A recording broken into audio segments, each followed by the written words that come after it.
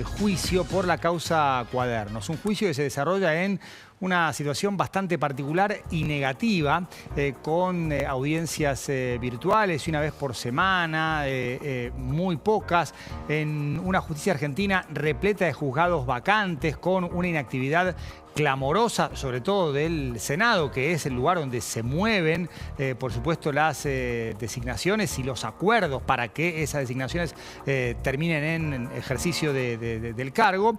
Y una de las personas que antes del primer día, que fue impactante por las revelaciones que se hicieron en esa primera audiencia, que destacaba esta anomalía y hasta se animó a decir que un juicio así no garantiza justicia, es Francisco Carrió. Esto no es un juicio, es el título de su nota en Seúl, que en un momento le leímos y compartimos con Débora. Hoy vamos a charlar con Francisco. Francisco, buenas tardes, un placer tenerte aquí en el noticiero.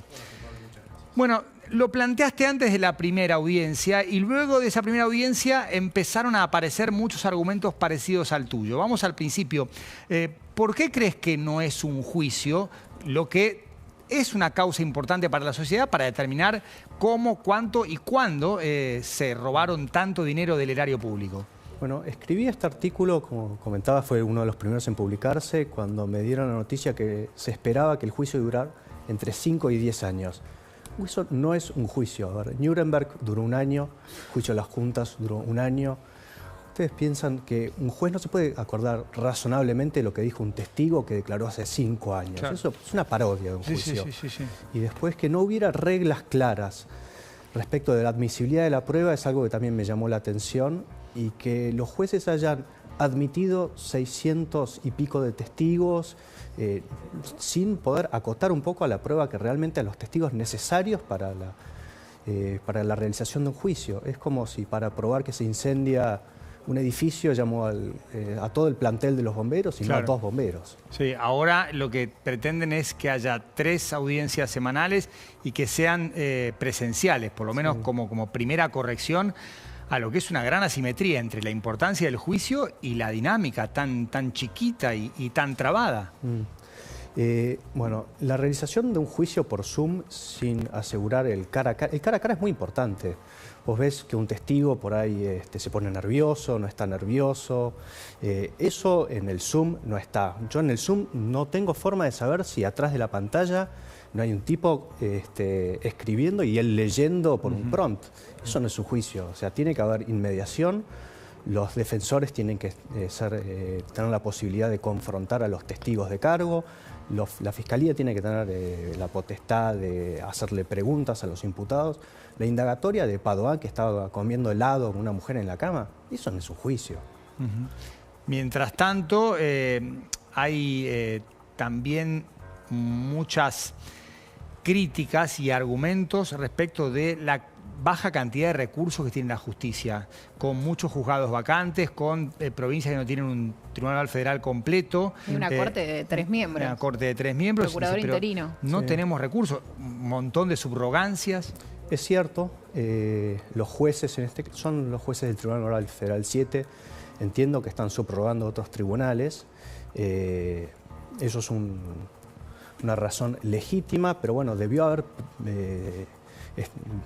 debió haber establecido, bueno, esta gente deberá abocarse exclusivamente a este juicio. Creo que es una de las soluciones que está previendo la Cámara de Casación, quitarle las otras subrogancias que tienen y, a ver, poniendo como ejemplo del juicio de las juntas.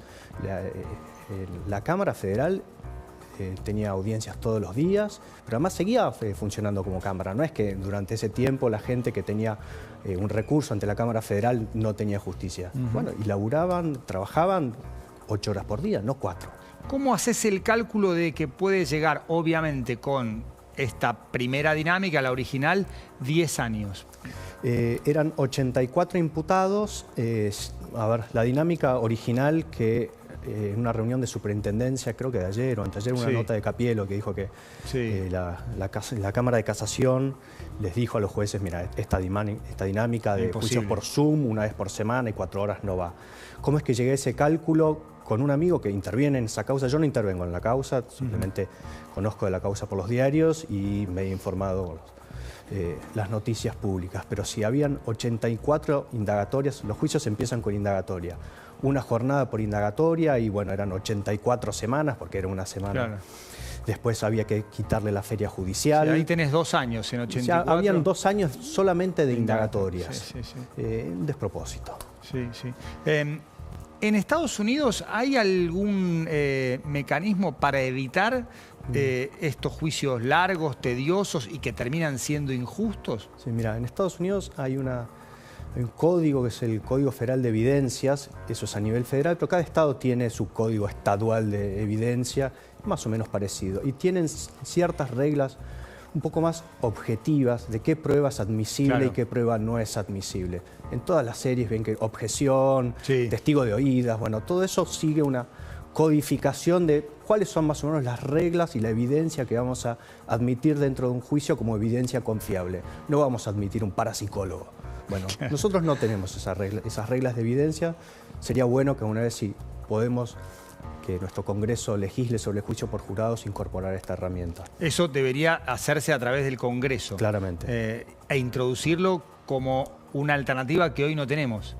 Así es. Bueno, en Estados Unidos, porque ellos tienen un sistema distinto al nuestro, que son common law, sus reglas de evidencia venían del common law. Eran reglas establecidas por viejos precedentes que habían venido de Inglaterra con Blackstone y con los colonos, y la Corte de los Estados Unidos en los años 60 decidió codificarlos, pero después fueron pasados por el Congreso, fueron legislados a través del Congreso. En nuestro caso, claramente debería ser implementado por una ley del Congreso. Pienso en lo que fue la causa Vialidad, 17 años después de la primera denuncia, que es en 2008, se llega a sentencia de la Corte, los cuadernos existen en 2018 y la causa empieza en 2025. Entiendo que los tiempos periodísticos no son los tiempos judiciales, pero no hay demasiada distancia entre la ansiedad periodística y lo que termina siendo más importante, que es que la justicia determine responsabilidades y condenas. Creo que no debería haber tanta distancia entre los tiempos periodísticos y los tiempos judiciales. Tampoco puedes investigar absolutamente todo, tenés que circunscribir a, bueno, ¿qué es lo que puedo probar? Estos casos terminaron con sentencia de corte igual. Hay otros casos políticos que no se resolvieron jamás. Bueno, y eso también es un problema. Todavía ¿cuánto duran las apelaciones? Sí. La Corte tiene jurisprudencia que las causas pueden llegar a prescribir aún ante condenas dictadas inclusive por la Cámara de Casación, pero que no llegan a ser revisadas en la Corte. El juicio de los sobresueldos, a Cavallo terminó con una... lo absolvieron por violación del plazo razonable. Cavallo había sido condenado en tribunal oral y la condena había sido confirmada por casación, pero tardaron muchísimos años. Creo que el proceso llevó 15, 16 años. Eso era ridículo. ¿Y eso por qué pasa? Obviamente porque puede. ¿Y debería haber alguna regla que lo prohíba, que quede expresamente definido? Para nosotros los abogados los plazos son obligatorios. Los tribunales han establecido que para ellos los plazos no lo son. Claro. Son más tiempos políticos que jurídicos. Son como sugerencias. Y los plazos no son sugerencias. Los códigos dicen que dentro de los 10 días luego de indagatoria el juez debe resolver. Bueno, 10 días son 10 días, son 3 días para los abogados para apelar, son 10 días para el juez para resolver. Sí. ¿Se puede pedir una prórroga? Sí, se puede pedir una prórroga, pero 10 días no son 3 años. No. Y me imagino que también hay una cuestión vinculada con el tiempo. Pasan 5 o 10 años y yo no me acuerdo algunas cosas. De golpe empiezan a desaparecer de mi disco rígido y eso no significa que entre en contradicción o forme parte de un plan macabro. No me acuerdo, o sea, pasa el tiempo, pasan cosas y obviamente que la mente va incorporando algunos recuerdos y desechando otros. Bueno, a ver, lo que empezamos con cuando arrancábamos. Un juez no se puede acordar qué es lo que dijo el testigo X hace 5 años. Es imposible. Y nos pasa a nosotros los abogados que, bueno, a ver, ¿de qué se trataba este caso? Lo tengo que releer todo porque llevé un caso en un tribunal oral y después, 4 años después, lo tengo que defender en casaciones. ¿De qué se trataba de esto? Lo tengo que releer.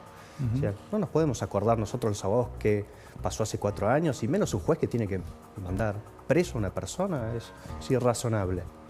Francisco, ha sido muy claro y muy amable. Y bueno, fuiste el primero que lanzó la advertencia y ahora quedó registrada después del enorme impacto de la primera audiencia.